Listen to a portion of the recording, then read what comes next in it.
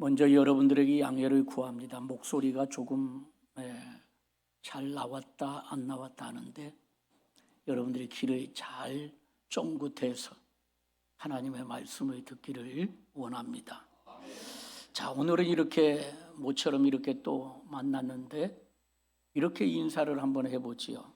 2025년 당신이 달되기를 우리 찬양대의 주제처럼 원하고 바라고 기도합니다. 아멘은 했는데 인사할 수 있겠어요? 네, 한번 해보세요. 2025년 당신이 잘 되기를 원하고 바라고 기도합니다. 안 했던 분에게 다시 한번 해봐요. 2025년 당신이 잘 되기를 원하고 바라고 기도합니다. 아멘. 네. 저는 계속해서 마태복음 5장에 나타난 말씀을 통해서 팔복을, 예수님의 산상수훈 팔복을 여러분에게 말씀을 드리는 가운데 이제 오늘 6번째 시간을 맞이했습니다. 오늘 읽었던 본문을 다시 한번 읽어보면 예수님은 마음이 청결한 자가 하나님을 볼 것이다. 이것을 다시 한번 말씀을 드린다면 마음이 청결한 자가 하나님을 본다라고 하는 말입니다. 그럼 성경적 의미의 청결이라고 하는 것이 무엇인가? 먼저 이 청결이라고 하는 것을 본문 속에서 찾아보면 헬라어로 카다로스라고 하는 말로 표현하고 있습니다. 이 말은 율법적인 의미로 깨끗하다라고 선언하다라고 하는 것입니다. 그러니까 이 단어는 우리가 일반적으로 생각하는, 또한 도덕적으로 윤리적으로 하늘에 우러러 한 점 부끄럼 없는 깨끗한 상태를 의미하는 것이 아닙니다. 왜냐하면 이 청결은 오늘 우리가 말씀을 읽었듯이 깨끗하다고 누군가로부터 선언된 상태를 말하기 때문이다라고 하는 것이에요. 율법에 따르면 히브리서 9장 22절입니다. 한번 같이 볼까요? 히브리서 9장 22절 같이 읽습니다. 율법을 따라 거의 모든 물건이 피로서 정결하게 되나니 피 흘림이 없은즉 사함이 없느니라. 제가 다시 한번 반복해서 여러분에게 읽어드리면 율법을 따라 거의 모든 물건이 피로서 정결하게 되나니 피 흘림이 없은즉 사함이 없느니라. 인간이 깨끗함을 입으려면 다른 방법이 없다는 거예요. 누군가가 나를 대신해서 여러분 죽어야 한다라고 하는 것입니다. 그렇기에 구약에서는 나 대신 누가 죽었지요? 구약에서요. 지금 이걸 놓치면 안 돼요. 구약의 율법으로는 우리가 깨끗해질 수가 없어요. 그래서 반드시 구약에서는 어떻게 해서 나 대신 누가 죽었어요? 소가 죽어요. 소가. 그리고 또 말한다면 염소가 죽기도 하고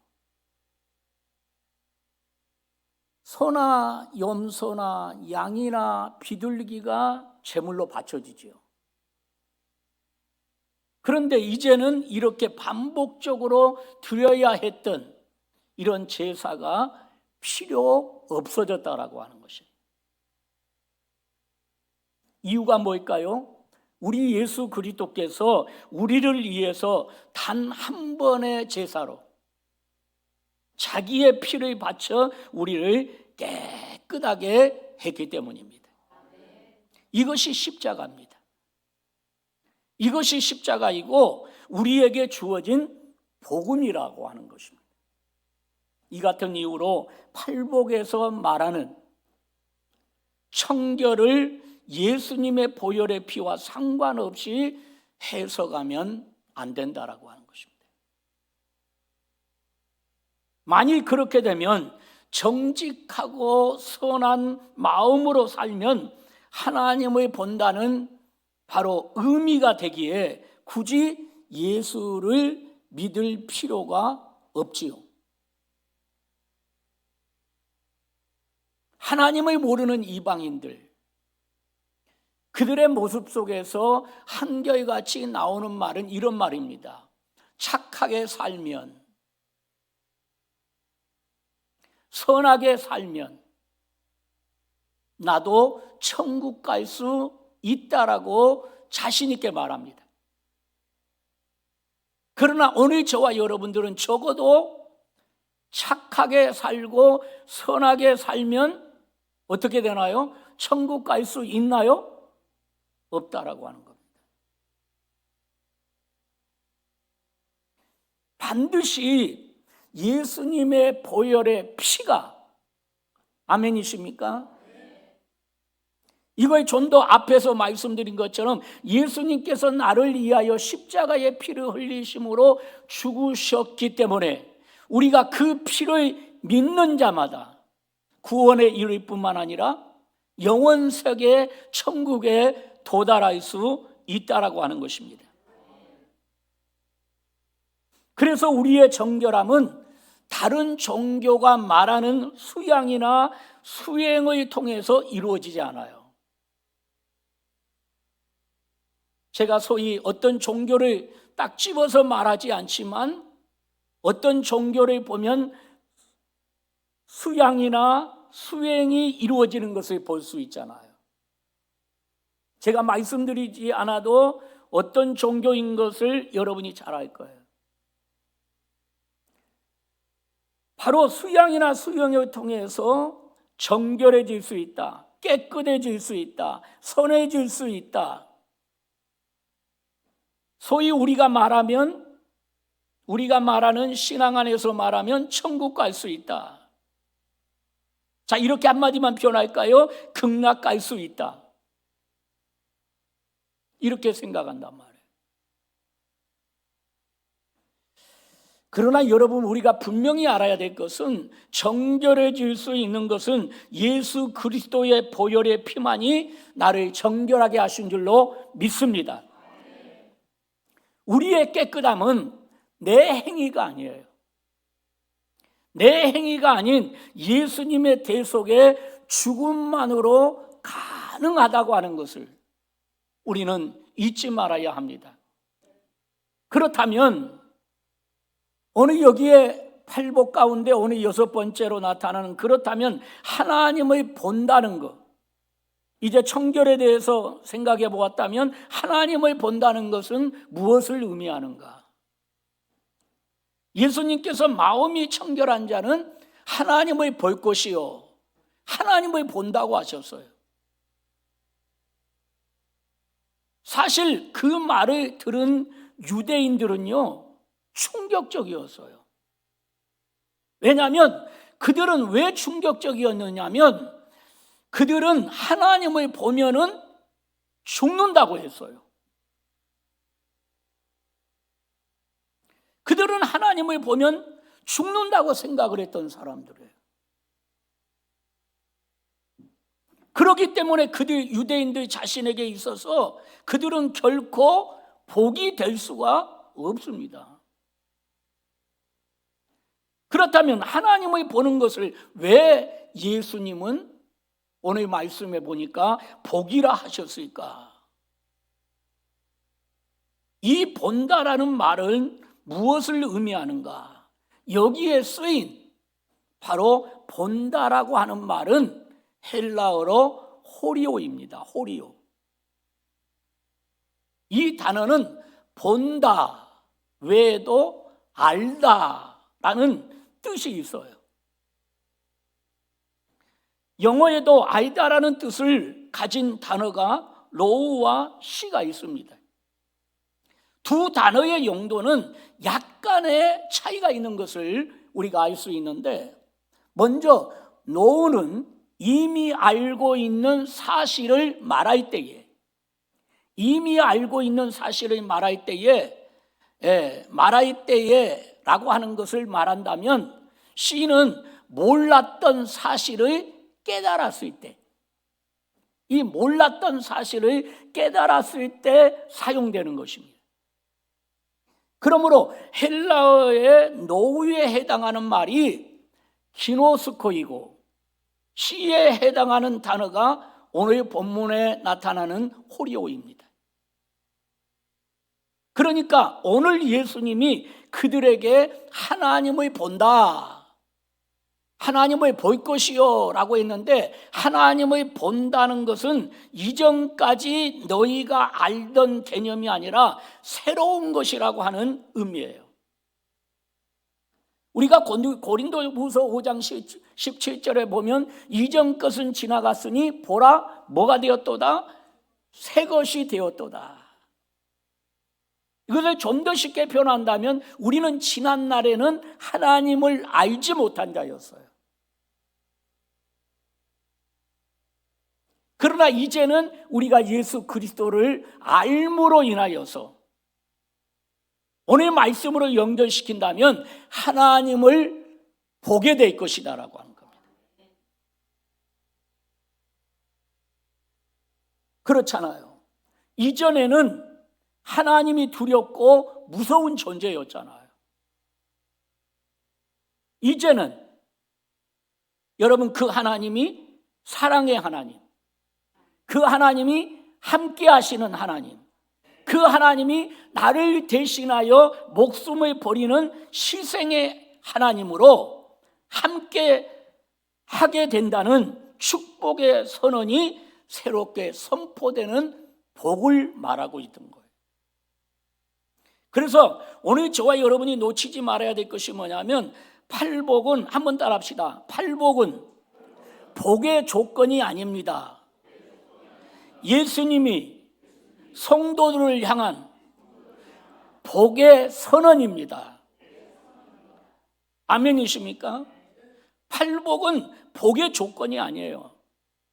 오늘 마태복음 5장에 나타나는 이 팔복은 복의 조건이 아니라 성도들을 향한 복의 선언이에요. 선언. 이미 예수를 믿는 자들에게 한 선언이다라고 하는 것을 우리는 잊지 말아야 된다라고 하는 것입니다. 그렇기에 오늘 읽었던 본문 5장 몇 절이죠? 8절의 직역하면 이런 말이에요. 8절에 한번 먼저 읽고 제가 직역해 볼게요. 먼저 읽어봅니다. 시작. 청결한 자는 복이 있나니 그들이 하나님을 볼 것이요. 이 본문을 그대로 놔둬보세요. 이 본문을 직역하면 어떤 말이냐면, 복이 있도다, 마음이 청결한 자요, 그들은 하나님을 볼 것입니다 라고 하는 말이에요. 그러니까 여러분들은 어떤 사람이에요? 복이 있다라고 하는 것입니다. 복 있는 사람이에요. 그래서 복 있는 사람은 어떤 사람이요? 마음이 청결한 사람이에요. 마음이 청결한 사람은 어떻게 할 것이다? 하나님을 볼 것이다. 옆 사람한테 한번 물어봐요. 하나님 보았냐고. 이러면 또 갑자기 막히지요. 이미 저와 여러분들은 하나님을 본 사람이에요. 본 사람. 또다시 말한다면 지난날에는 하나님이 두려운 존재였어요. 왜? 제 가운데 헤매니까. 늘 두렵지요. 그런데 지금은 하나님이 두렵지 않아요. 왜? 나와 함께 하시는 하나님이니까. 나와 동행하시는 하나님이시니까. 내가 잘 되기를 원하시는 하나님이시니까. 내가 힘들고 무거운 짐을 가지고 나왔다 할지라도 나를 향해서 비방하는 것이 아니라, 나를 향해서 조롱하는 것이 아니라 나를 위로하시고 나에게 소망을 주시는 하나님이시니까. 오늘 우리 안수 집사님이 기도할 때, 하나님, 무거운 짐을 어깨에 짊어지고 왔습니다. 정확하게 맞는 것이지. 오늘 이 자리에 참석한 모든 성도 여러분들, 무거운 짐이 없는 사람이 한 사람도 없을 거예요. 저 자신에게도 무거운 짐이 있고 여러분에게도 무거운 짐이 있어요. 그러나 그 무거운 짐을 내려놓을 때에, 나와 동행하신 하나님, 나와 함께 하신 하나님 앞에 내려놓을 때에 그 무거운 짐이 가벼워진다라고 하는 것이에요. 이것이 하나님의 본자만이 하나님을 의지하고 하나님 앞에 고백할 수 있다라고 하는 것입니다. 성도 여러분, 오늘 여기 5장 8절의 말씀, 복이 있도다 마음이 청결한 자요 그들은 하나님을 볼 것입니다 라고 하는 말이에요. 이것을 좀 더 구체적으로 생각해 보면 여러분, 무슨 말이에요? 오늘 예수님이 제자들에게 복이 있도다 라고 선언한 것은 그들이 무언가를 해서가 아닙니다. 무언가를 해서가 아니라 단순히 예수님을 대속의 구원자로 인정하고, 아멘합시다, 그 앞에 나와 있는 자체만으로, 하나님 앞에 나와 있는 그 자체만으로 우리에게 쏟아 부어주시는 정결함의 은혜를 입었다는 것이에요. 그래서 우리는 복 있는 사람이고, 그래서 우리는 축복받은 사람이고. 아멘이십니까? 그래서 요한복음 14장 8절로 9절에 보면 이런 말씀이 나와요. 같이 읽어볼까요? 빌립이 이르되 주여 아버지 우리에게 보여 주옵소서. 그리하면 족하겠나이다. 그 다음에 읽어요. 예수께서 이르시되 빌립아 내가 이렇게 오래 너희와 함께 있으되 내가 나를 알지 못하느냐? 나를 본 자는 아버지를 보았거든 어찌하여 아버지를 보이라 하느냐? 오늘 이 말씀은 빌립과 예수님과의 대화의 내용이에요. 그런데 우리가 한번 읽었지만 자세히 여러분 정독하는 측면에서 오늘 본문을 잘 보십시오. 빌립이 이르되 주여 아버지를 우리에게 보여 주옵소서. 그리하면 족하겠나이다. 지금 빌립이 주님을 향해서 고백하는 말이에요. 아버지를 보여주옵소서. 그땐 그 다음에 나오는 말이 뭡니까? 예수께서 이르시되 빌립아 내가 이렇게 오래 너희와 함께 있으되. 그렇잖아요. 예수님의 제자인 빌립은 오랫동안 예수님과 함께 동행하고 예수님과 함께 기적을 보았고 예수님의 능력을 보았고 예수님의 살아계심을 보았던 자예요. 그런 그가 예수님 앞에 지금 이 말씀을 드리고 있는 거예요. 그때 예수님께서 빌립아 내가 이렇게 오래 너희와 함께 있으되 내가 나를 알지 못하느냐? 나를 본 자는 아버지를 보지 않았느냐? 어찌하여 아버지를 보이라 하느냐? 여러분, 빌립이 예수님께 우리에게 아버지를 보여달라고 요청했습니다. 그 말을 들은 예수님은 어땠을까요? 제가 예수님의 입장에서 이 말씀을 한번 생각해 봤어요. 아마 예수님은 안타까운 마음이셨을 겁니다. 왜 예수님을 보았는데 또 예수님을 보여달라고 그래요? 예수님과 또다시 말합니다. 동고동락하고 예수님과 동행했던 자인데 또 예수님을 보여달라고 하니 얼마나 안타깝냐 이 말이에요. 우리도 빌립처럼 주님 앞에 행동을 취하고 언어를 취할 때가 얼마나 많이 있는지 몰라. 우리는 우리 안에 계신 예수님, 우리 안에 계신 예수님이에요. 밖에 계신 예수님이 아니고 우리 안에 계신 예수님. 그래서 우리 안에 계신 예수님은 여러분의 모든 것을 다 알고 계십니다. 내가 해야 될 것은 다른 거 없습니다. 그분을 찬양하며 그분 앞에 고백하며 나아가는 것이죠. 그리할 때 그분이 모든 것을 성취하시고 그분이 모든 것을 이루신다라고 하는 것이죠. 그래서 에레미야 33장 1절로 3절에 보면 여호와가 누구냐? 여호와는 일하시는 하나님이시다. 여호와가 누구냐? 그 일하시는 모든 것에 성취하시는 분이 여호와이다. 그러므로 너는 이렇게 하나님 앞에 기도하라. 너는 내게 부르짖으라. 내가 내게 알지 못하고 크고 비밀한 일을 내게 보이리라. 잠언에는 이렇게 말합니다. 너에게 장수가 있고 너에게 부귀가 있다. 모든 것을 주님 앞에 시편 기자는 말합니다. 모든 것을 주님 앞에 맡기고 기도하라. 그리하면 요한복음에서는 말합니다. 내가 시행해 주시겠다.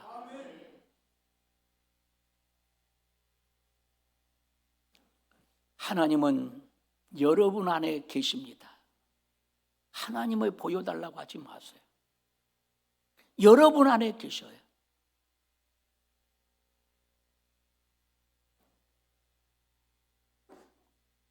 예수님은 그 빌림의 말에 안타까운 마음으로 이렇게 말씀하셨잖아요. 나를 본 자는 이미 아버지를 본 것이다. 나를 본 자는 이미 아버지를 본 것이다. 그렇습니다. 우리는 예수 그리스도의 피로 여러분 깨끗함을 입은 자들입니다. 그 피를 통해서 이제 정결케 되었음을 마음으로 믿는 자들은 아버지를 알게 될 것이다라고 하는 것이죠. 아버지를 알게 될 것이라고 하는 것이죠. 그래서 여러분, 제가 이렇게 표현해 보고 싶어요. 여러분 아버지를 자꾸 알고 싶으세요? 그러면 아버지와 교통하면 돼요. 교통이 뭐예요? 교통. 기도예요. 기도. 기도를 안 하니까 아버지를 자꾸 잊어버리는 거예요. 내 안에 계신 아버지를 잊어버려요. 그런데 기도하면 내 안에 계신 아버지를 자꾸 알게 되는 거예요. 그것을 신학적인 용어로 표현하면 하나님의 임재예요. 하나님의 임재. 나는 우리 성도들에게 하나님을 알고 믿는 여러분이 되기를 바랍니다. 네. 그러면요, 때로는 힘들어도 용기가 나요. 오늘 안수 집사님 기도처럼 무거운 짐을 어깨에 메고 나오는 거예요. 왜? 아니까. 그분이 어떠한 자를 알기 때문에. 모르는 자는 아버지를 찾지 않아요. 아는 자만이 아버지를 찾게 되어 있어요.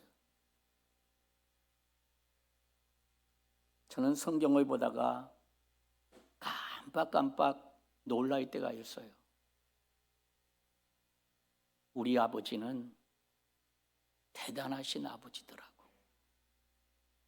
대단하신 아버지잖아요. 우리 아버지는 내가 할 수 없는 것을 다 하시는 하나님. 다 하시는 아버지. 내가 모르는 것조차도 아버지는 다 기억하고 계시는 분. 응? 내가 울 때도 아버지는 기억하시고, 내가 힘들어할 때도 아버지는 기억하셔요. 여러분, 우리가 믿음 안에서 신앙생활을 한다고 하지만 공고할 때가 있어요, 없어요? 있어요. 외로울 때도 있어요. 고독할 때도 있어요. 그때 가장 중요한 것이 뭐냐? 아버지를 아는 자는 아버지 앞에 와서 아버지와 교통한다라고. 그러면 그 공고함을 아버지께서 풀어주시는 거죠. 고통도 풀어주시고